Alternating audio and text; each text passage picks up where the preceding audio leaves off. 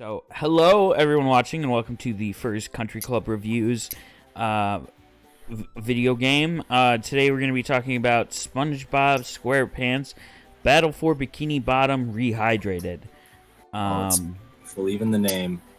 Neil and I have beaten the game. I have 77 spatulas. Neil has not finished it, but has 71, you said? I've been through pretty much every area except for Spongebob Brain Hole. Okay, so he's basically beat the game, but he hasn't. And I haven't played the game. I've only seen gameplay. So we're gonna split this. So Andrew's here for the straight man, like asking questions, whatever kind of input. So first of all, we're gonna split the video into 6 like sections. Yes. 5 actually. My brain said 6. 5 sections.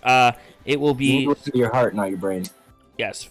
So 5 sections: story/world, gameplay, glitches, multiplayer, and then some final thoughts.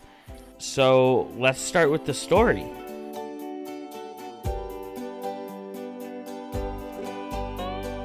The story is basically like a SpongeBob episode, I guess. Yeah. It's got the same kind of setup, you know. The story is pretty much just a basic SpongeBob episode where SpongeBob and Patrick are hanging out doing stupid stuff, and then something goes wrong, and they gotta figure it out. They gotta see what's going on. Yeah, and for me, I feel like the world and story benefit the most from this, like, remaster, I guess. The little animations that make the dialogue just them not standing at each other.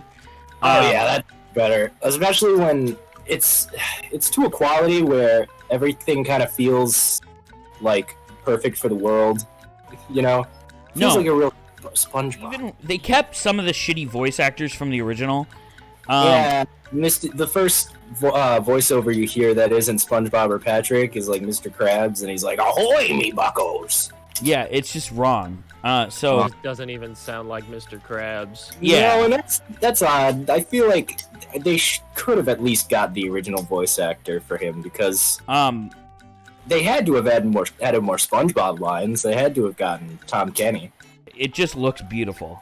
Like, it is a fantastic looking game. Definitely. From what I've seen, I've seen very little of both the original and of Rehydrated, but from what I've seen, it's just so clear and it's so much cleaner.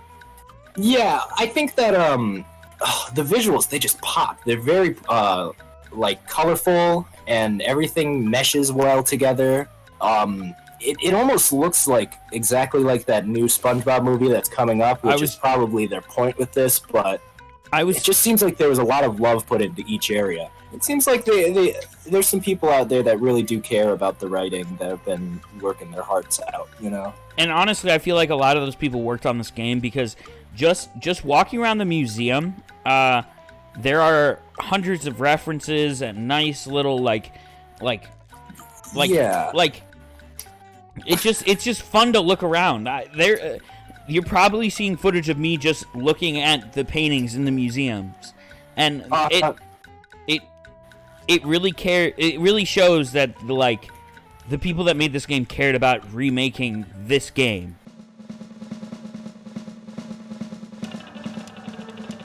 The gameplay is pretty simple, action platformer. Certain moves, whatever. It's your basic action platformer stuff. It's nothing too complex. Yeah. I mean, most characters, they pretty much just have a double jump, and then a couple special abilities, like a belly flop, or Patrick can belly flop, and you got Sandy, who has lasso, lightning. Yeah, it's almost like Tails. And SpongeBob with his bubbles, I believe. Yeah, yes, SpongeBob with his bubbles. Yes. I gotta say, those new everything that they did with those power-ups is so needed. I love the additions of some new physics that actually feel like responsive. They do streamline a couple of the harder aspects of the game, like in Flying Dutchman. The part where, I don't know if you've been there yet, Neil, but there's this one part where you have to like bounce off the wall and it's moving. Oh my!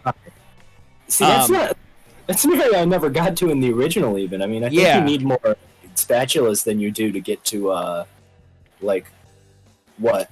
No, you need 60 to get in there. Oh, you only need 60? How did I never do that then?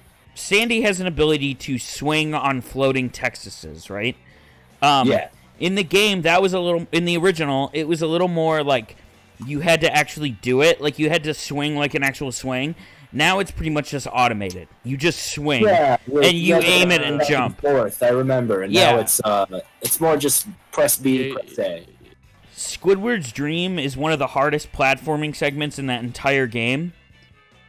Oh, yeah, I didn't the original about that. I remember many years. Yeah, so I did it in the original when I replayed it a few months ago when this got announced, and I felt really good because it was hard. It was really hard.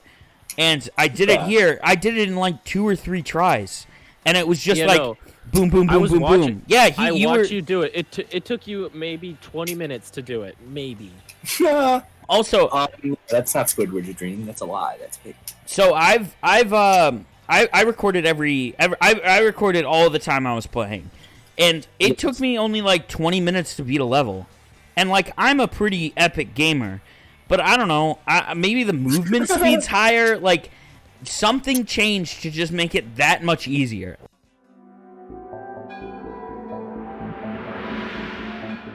I feel that I've said this to you guys already, but I feel like they play tested levels that people care about a lot more. Oh, definitely. Like Flying Dutchman, I feel like is one of the favorite levels, just like how cool it is. And that worked perfectly. I don't remember a single glitch in that entire level. But Rock Bottom. Then you go Mermaland, Rock Bottom, and it's like what? Yeah, Rock Bottom. I had a character switching post, like, just disappear on me. Yeah, and then I walked in as Sandy, and into a building, and I came out as SpongeBob. So like, yeah, that happened to me a couple times. But there were areas where they had modeled like an island or something that looked like it was possible to jump on, but you would just phase through it, or areas that looked like you could like platform onto that would have an invisible wall. And this was mostly in Rock Bottom, and it was I never liked that area as a kid, and it's still not that fun, but at least now it kind of looks like Rock Bottom, like out of the show.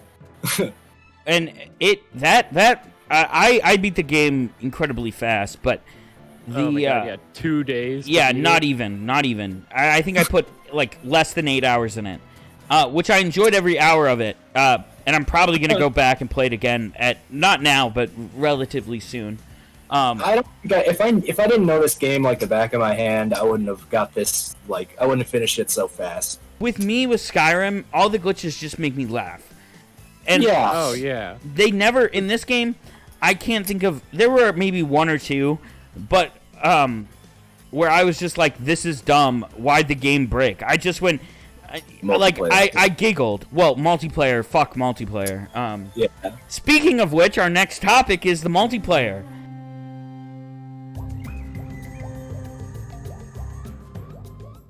It is unnecessary. I would have liked it as a kid, but it doesn't need to be in there. It feels the most licensed game out of the entire thing. Like, I even remember there being a Nickelodeon game that was basically that.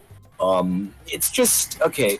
So the way it works is you load up with a friend of yours. You get to play as more characters than there were in the story mode. Such as like a robot Plankton that has a big fireball attack that he can shoot, and Squidward, who has his clarinet, where it fires like 3. It's like a burst shot, where it's a projectile and it's pretty much overpowered. And then there's like Gary, who's pretty much just SpongeBob, and then Mr. Krabs, who has a lance. And it's nice to see them and have them playable and kind of see how they move around, but it's disappointing that it's only in the Horde mode multiplayer. Yeah, and not the base game.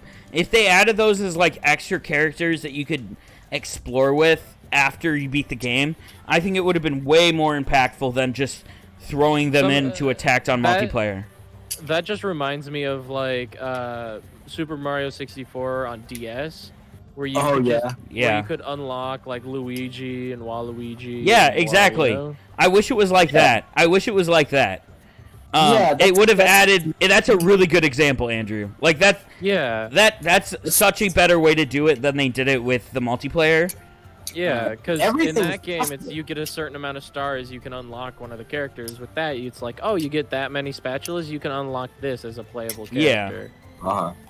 I mean, with this being in the Unity engine, the kind of mods that are possible are huge. Like the multiplayer characters have already been imported into single player, just to goof around with. I mean, someday we'll probably have bigger ones, but there's already like a huge modding base out just since it's in the Unreal Engine. But back to the multiplayer. It's just not good.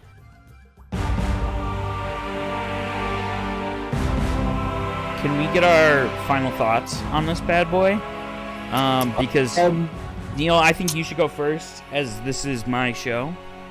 Oh, definitely yes, because you must respect the rest of the audience. I have to say, this is one of the most cohesive and faithful remakes that I've ever seen, and definitely that I've played. It's hit the mark on pretty much everything that a fan of the original would have wanted, and just as a SpongeBob fan, you know, this... It's a nice game for a SpongeBob fan to enjoy. You want to give it a rating? Rate... Out of 10 or whatever you would like. I don't know. I'd say like an 8, because it definitely does have a couple issues, but like for the most part, like 8 out of 10. Loving it. I've had a better experience with this than many AAA titles lately. It just feels like there's so much more soul and so much more of a point to it. I would agree with that. Okay, Andrew, your turn on the final thought table. So, I mean, I haven't played the game, obviously. I've only seen bits and pieces of the whole game. From what I can tell, the gameplay seems so intriguing. It's me growing up watching SpongeBob. It's like it's all my favorite characters that I've seen, little interactions that I get to see. I'm sure Easter eggs from the show are all over the place. And it's not just that the Easter eggs are there. It's that it's true to the show. It seems like there's a genuine love to it. It's not just thrown in there because, like, this is something that people like. It's not like they're just using the name to get the game out. They made a game off the show, being true to the show. And as someone who hasn't played the game, I'm highly recommend getting it, because I probably will get it. My life is super busy right now. I just don't know if I'd had time to play it. Okay, so with me, I pretty much knew my rating as soon as I finished the first world, or like first 3 levels, because the game is beautiful and the game captures everything that my like childhood self wanted. And if they said, "Will, we're way down the line, we're gonna make a remake," this is what I would have wanted, even with the shitty multiplayer. I'm here to tell you that we're remaking Spongebob Squarepants Battle for Bikini Bottom, and it's gonna be everything that you want. Tell me everything you want. It would have been. Threw it in there. No, it really is. It is like it is like, and I will rate it. I am nostalgic for this game. It is one of the reasons I play games now. But like, the game is very much itself and better, and I think that is like, it does have its flaws. I would probably give the original like a 9 out of 10. I'm gonna give this one an 8 out of 10, because it's just like, it's good and it's almost at a 9, but when the glitches start happening, it gets closer to like a 7, because sometimes like when I was in rock bottom, I was like, this is a 7 out of 10, because just the bullshit I was dealing with. Like, it wasn't too bad, but real quick, I don't understand why. We're pretty much done with the review now, boys. But I just want to bring up the fact that like people are bitching about it being hard, and GameSpot God. gave it a 2 out of 10. Like, what the fuck?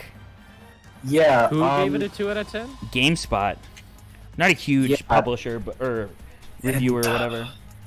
It feels like people don't really want to play video games when they're reviewing. You know, like They just want to hate on something. Yeah. And they'll get clicks or views for hating on a game, nah.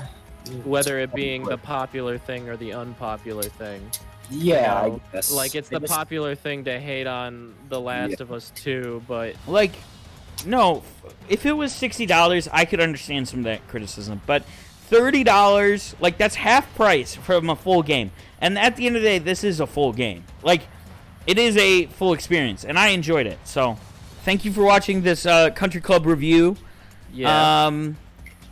Make sure to watch everything else we do. I don't know when this is coming out, but yeah. Yeah, you should like tape your eyes open and then just Yeah. put on Autoplay. Just watch all of our content. please. Yes.